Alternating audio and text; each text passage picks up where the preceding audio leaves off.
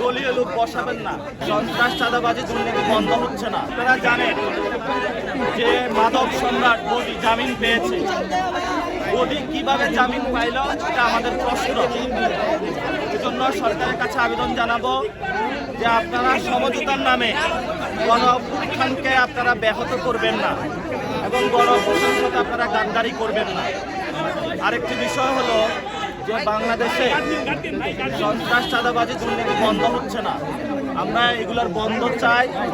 তরুণ সমাজ এগুলোর জন্য নতুনভাবে মুখিয়ে আছে যে বাংলাদেশে তার একটি পরিবর্তন চায়।